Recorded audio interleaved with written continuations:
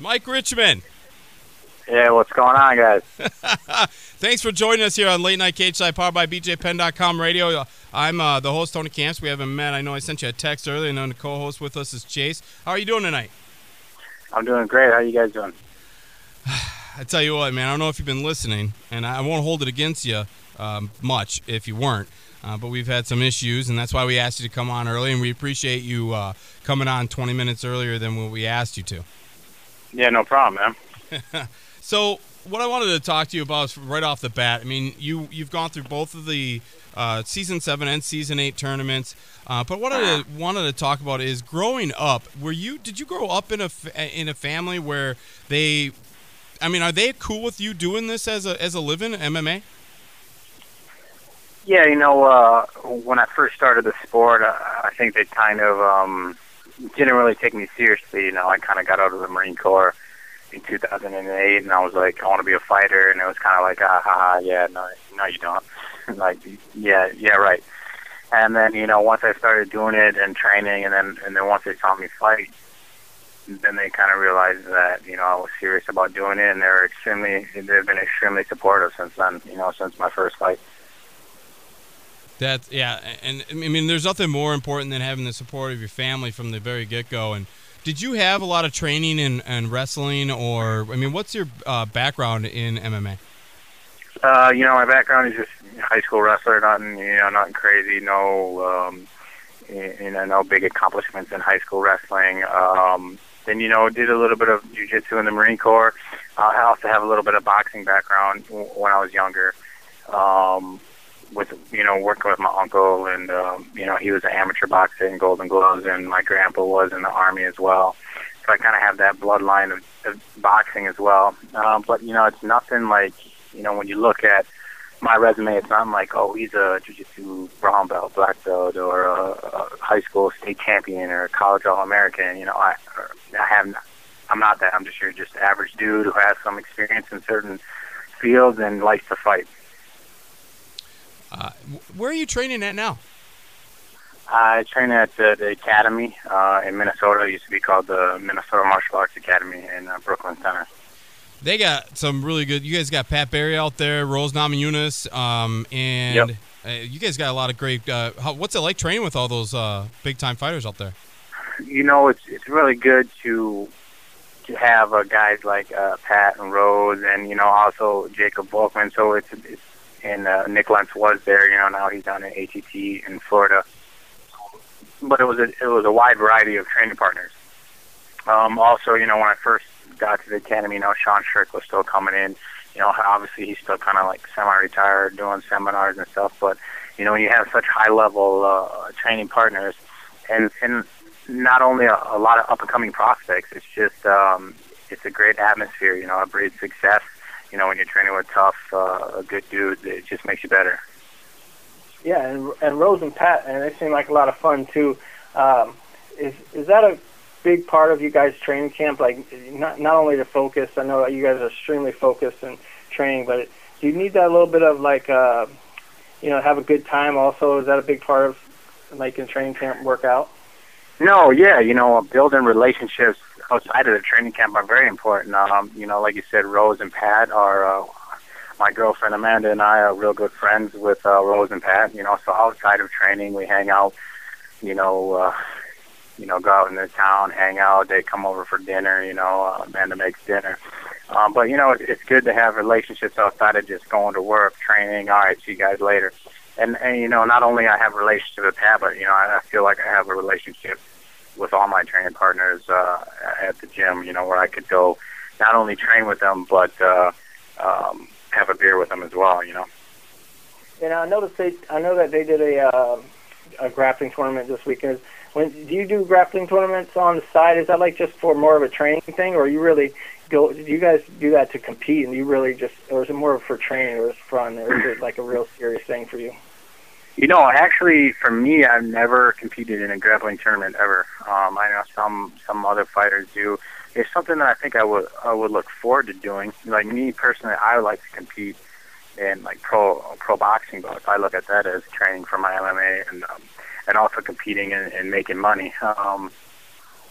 But I have never done a grappling tournament. It's something that I probably should do, and maybe I'll look to do that down the road.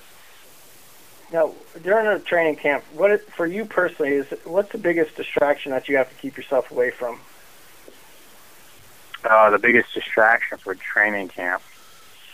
I would say the biggest distraction for training camp for me would be partying with my non-MMA friends. My old high school friends or whatever. They want to go to the bar. They want to stay up late.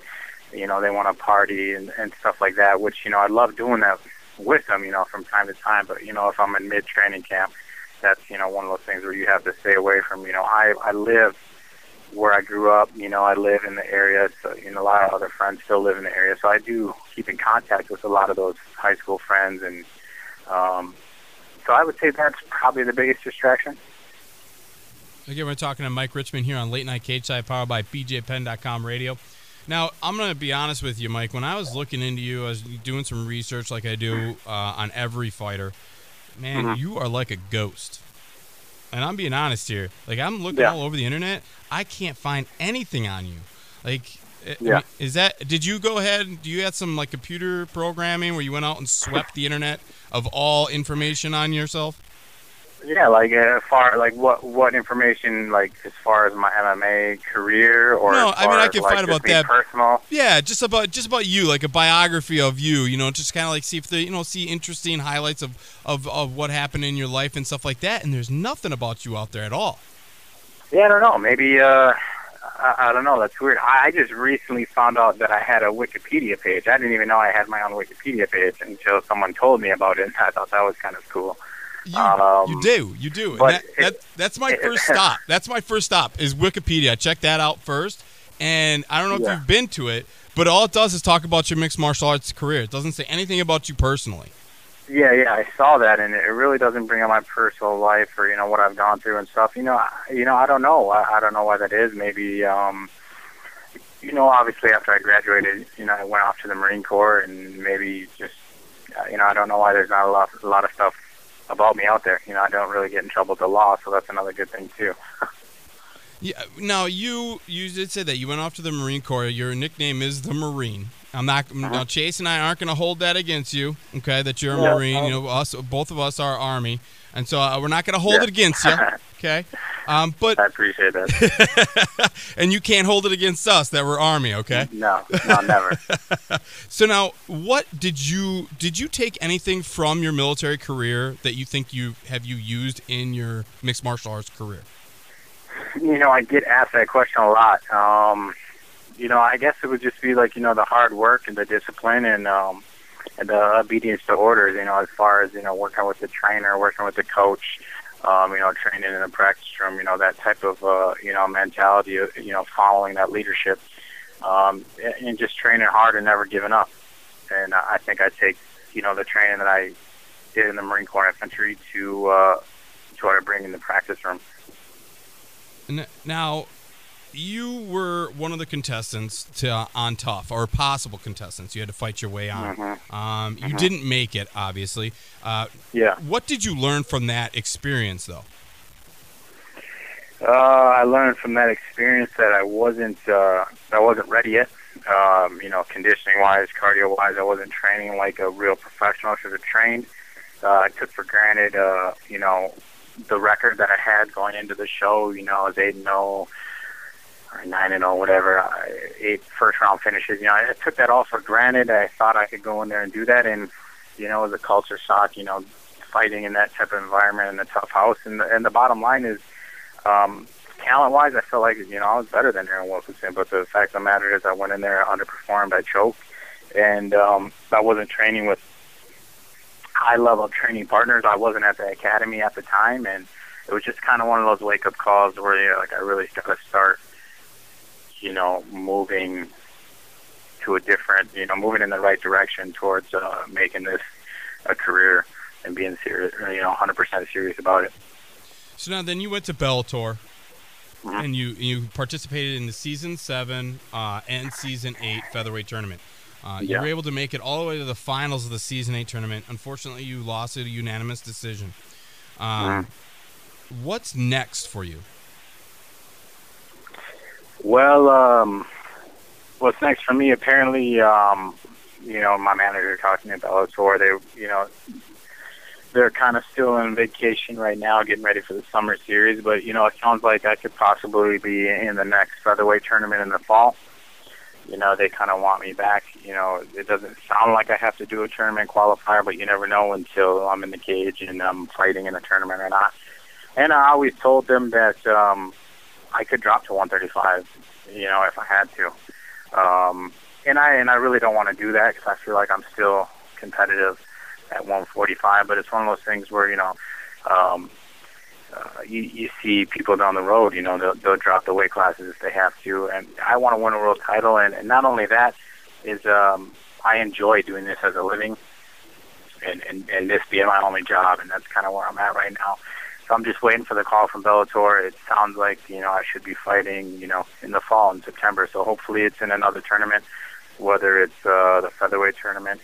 I don't know if they'll do back-to-back bantamweight tournaments because they're doing one this summer. So we'll see. We'll see what they have in store for me, though.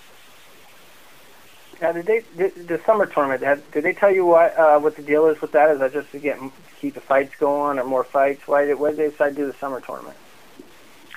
As far as the summer tournament, as far as what? This upcoming summer tournament with what is it, light heavyweights? Yeah, they got light heavyweight, heavyweight, and bantamweight, I believe, for the summer tournament.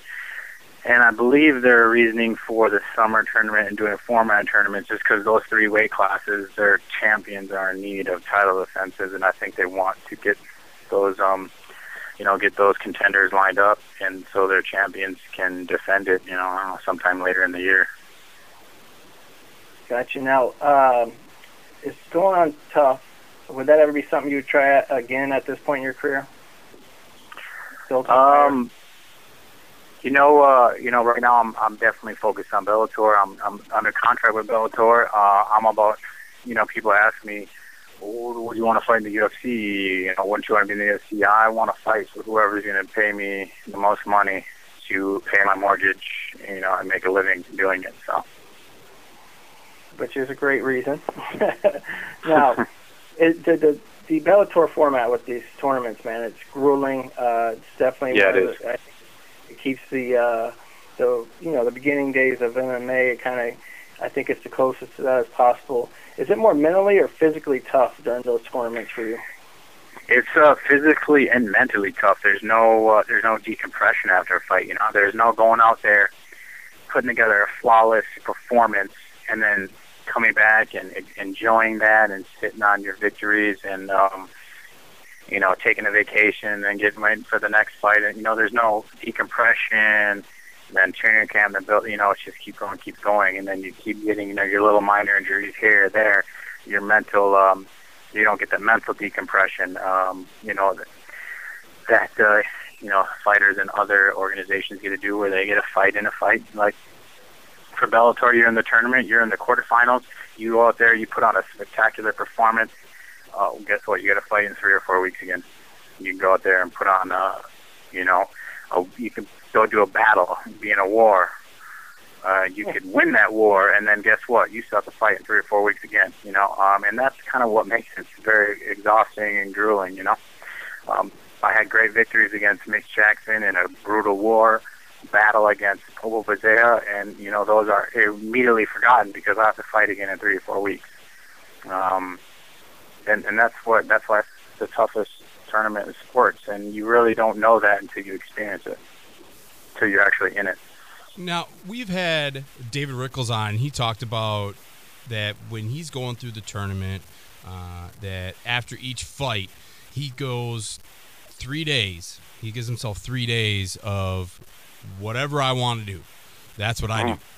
Do you have something similar in that? Because, obviously when you're going through this tournament, you have such a quick turnaround to your next fight. You really don't even have time to get over the injuries that you sustained, those minor little injuries, those nagging injuries. You don't have time to get over those until the next fight. Yeah, what exactly? Yeah. What do you do for those? Do you have something similar to that? And if it is, what is it? Yeah, I would say mine's pretty similar. Now they, now they have the fights on a Thursday night, so I'm usually back in the. Yeah, I usually take a couple of days off of just completely just doing whatever, relaxing, eating whatever, indulging as much. Trying to decompress as much as you possibly can. But in your mind, you know that you're getting back in the gym, and your coach is like, "All right, time to get back in the gym." So I'm usually back in the gym that following Tuesday, sometimes Wednesday. And then you gotta go. Like my last tournament after the Mitch Jackson fight, I sustained a cut under my eye, and you had 3-4 stitches or whatever. And I went back in the gym that Wednesday, but now I can't spar, now I can't grapple. I got stitches in my eye. What am I doing? I'm doing hitting pads, hitting mitts, hitting the bag, doing my strength conditioning, but I'm not getting that grinding grappling, the live goes grappling, the live goes sparring. And that's a part of the tournament grind that, that you have to figure out how to supplement your training when situations like that happen. Hey, I want to, again, we're talking to Mike Richman here on Late Night Cageside, powered by BJPenn.com radio. I want to let you know that we appreciate again for you coming on early with us and really express to you that, that we really, again, we thank you for coming on, taking the time to talk to us. Right now what we do is we end every interview the same way. We do a 10-second knockout. Take it away, Chase. All right, it's a 10-second knockout. We got Mike Richman. Here we go. 5 quick questions for you, sir. Are you ready? Mm-hmm. All right, your favorite food? Pizza, pepperoni. Your favorite movie? 300. Your favorite vacation spot? Jamaica. UFC rules or Pride rules? Oh, man. Pride rules? There we go. Finished by knockout or submission? Knockout. There you go, Mike Richman. That's a 10-second knockout on Late Night Cageside. Awesome. Hey, Mike, again, thank you for taking the time to talk to us. What we also do is we like to give that time back to you. We like to say, hey, thank you for coming on, giving us your time. So now we're going to give you some time here to go ahead and thank your sponsors, your friends, your family, whoever you want to thank. This is your time. Take as much time as you want, and this is all you, bro. Thanks, man. I want to thank all my first. I want to thank all my family, my friends, my fans. My sexy girlfriend Amanda for always supporting me. I want to thank my number one sponsor, Future Legend. They've had my back since my very first fight with Bellator. I love you guys. Their brand is growing more and more. Since I first saw them, their brand on Paulie Malignaggi in one of his boxing matches. I want to thank all my other sponsors like Gamma Labs, like Sony Wheels, Headblade, all the other sponsors out there that support me.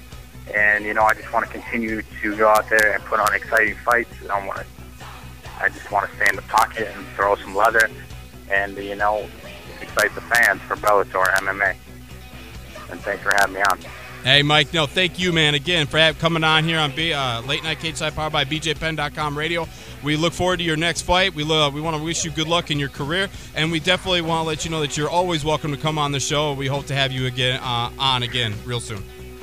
Thanks, man. I appreciate it. Oh, yeah, I also want to thank my managers. They always bust my balls because I always forget to thank them. I want to thank Jeremy Bjornberg and Andrew Studer with SEG. Thank you, fuckers. All right, Mike, you have a good night, man. And Ryan Jansen, you guys have a good night. Bye. What a great way to end that interview.